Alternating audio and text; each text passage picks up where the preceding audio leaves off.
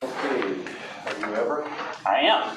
Everett, have you been to Board of Equalization prior to this? I have not. Okay, let me explain the process. Every year the assessor is required to assess all properties at current market value. They send out notices. When you do that, you have a chance, if you disagree, to work with them. If you can't come to terms on what you think is worth and what they have appraised for, then you have the opportunity to file for this Board of Equalization. Commissioners will hear that, will render a decision based on the information given today. If you disagree with that decision, along with our decision, you'll be given a form on how to appeal that. State Board of Tax Appeals, which convenes here in roughly September. It's a de novo hearing, so you can bring in new information. If you learn something today that you think would help make your case better, you can bring that. So, to begin with, we need to put everybody under oath that's going to present. Do you solemnly swear to tell the truth, the whole truth, and nothing but the truth? Yes, I did. Okay. So Everett, why don't you begin by explaining your position along with any evidence you have on why you think that this is a wrong value? Okay. I moved to Idaho September of last year.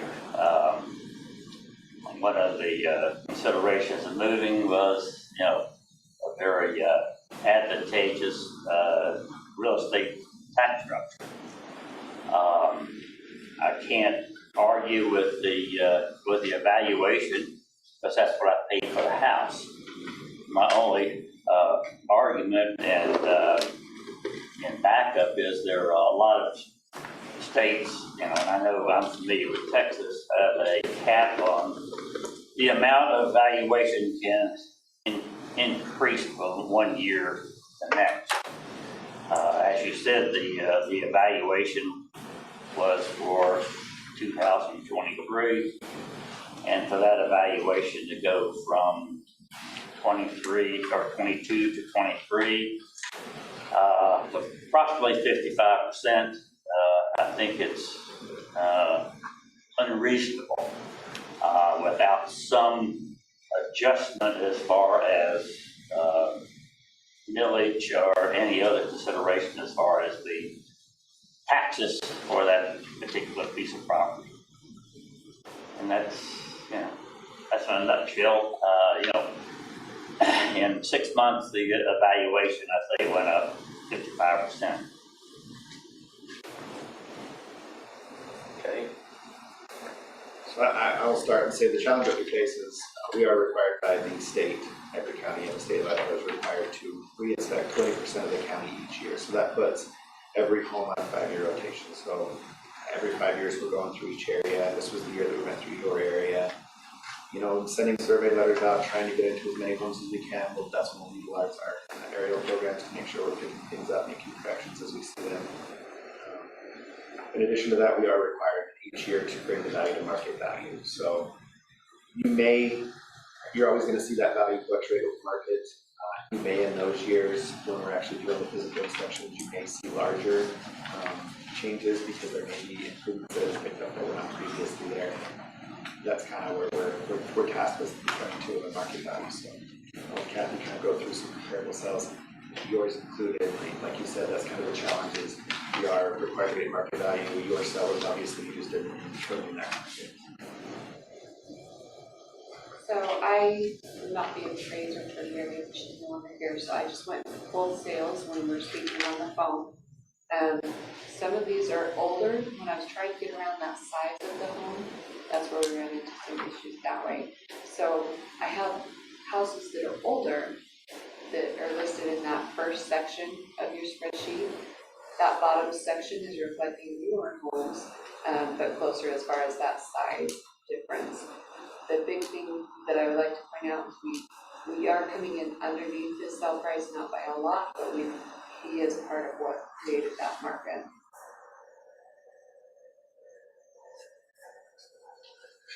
So if I look at the average dollar per square foot, and On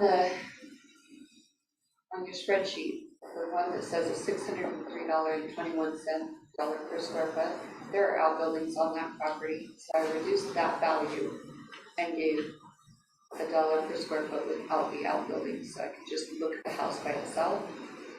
And that was the number that was used to create that 505 average. I did not use the 603.21. The older homes carried a higher dollar per square foot in their sales than the newer homes did. That surprised me. Why was that? But I've shown the average 3 different ways. So I showed the older homes, including his home. I've showed the newer homes. And then if I use an overall average of all of those homes, and in all cases, we got him lower than every one except for one was 10 cap. Well, that is a shocking percentage increase in a year. Do you feel that we had it undervalued to begin with? Why did it fall so far behind? So I would say that it had fallen out of line due to its quality of construction.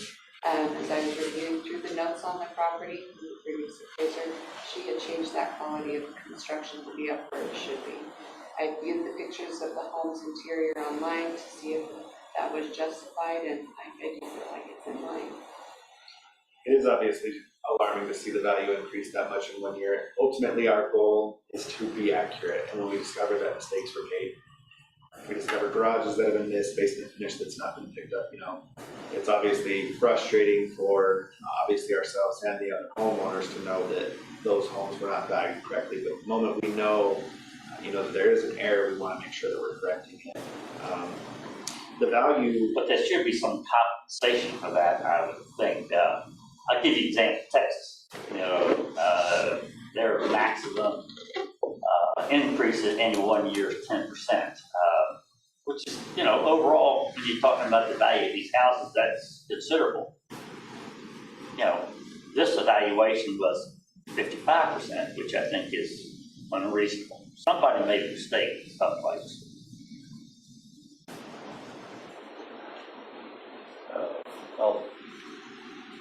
Pretty much sounds like the information we got. Yeah, so just once again, we have them at the 895, 280. We paid 901 for the home in September of 2022. I think it's also important to recognize that the changes that were made weren't based on, those changes that were made prior to your purchase.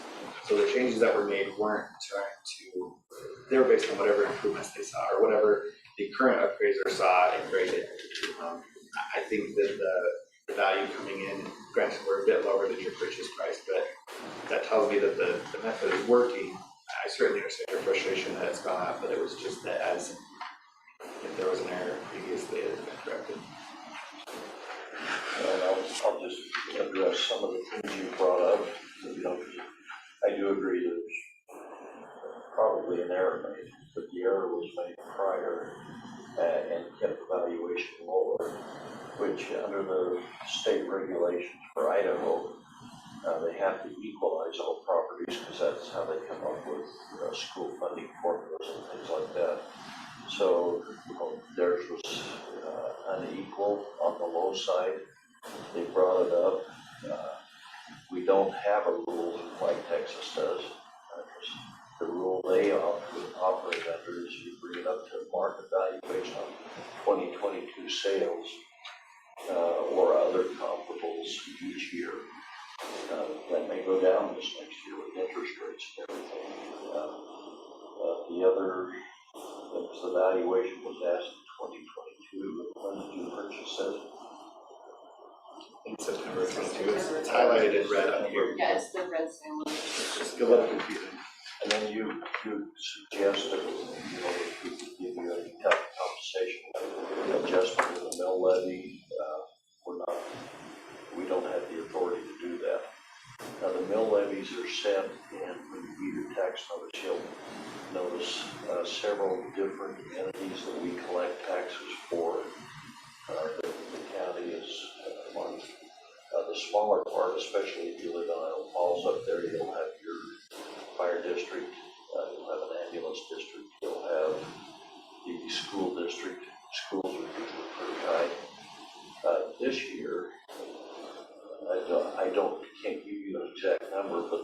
legislature passed some property tax relief that will appear on your tax notice. We wish they'd increase the homeowner's exemption, but we have been able to convince them that that's the right way to do it. And then the levy will go down because local governments, counties and cities are under restriction, but they can only raise the total amount of revenue from property taxes by about 4% plus new construction. So when you have increases in valuation that go up faster than that, that decreases the levy. So I'd be curious if you would follow up after you get your tax notice and see. I'm sure it's going to go up some when it's gone up 50%. But whoever had that prior to you was underpaying all the other taxpayers. It was shifting into those. So that's just some thoughts. I don't know what you guys. Yeah, I mean, based on the sales and all the information we got, I don't see any flaw in the assessors. I would uphold that value for $895,280. Second that. Okay, all in favor? Aye. We'll get you a copy of this. If you can find something in another way, methodology or something, you'd be welcome to bring that to the state. Other than what I've just said, It's frustration. I'm stuck. But everything's bigger in Texas. It is. What brings you up here? The weather more than anything else. Yesterday it was 103, so. Were you here last winter? No, I moved, we left, went back, I still have a house in Freeport, Louisiana, so we went back home, November the 1st, which was the first snow flurry, Yeah. and I'm glad I did. And the winter got done about the 1st of July. Yeah. He lives up there, from Palisades. Yeah, it was quite brutal. I had to pay somebody, in February to get a track hoe to clean my, driveway so that it would melt a little bit so I could get here. So we were about 6 weeks late getting here this year on our schedule. But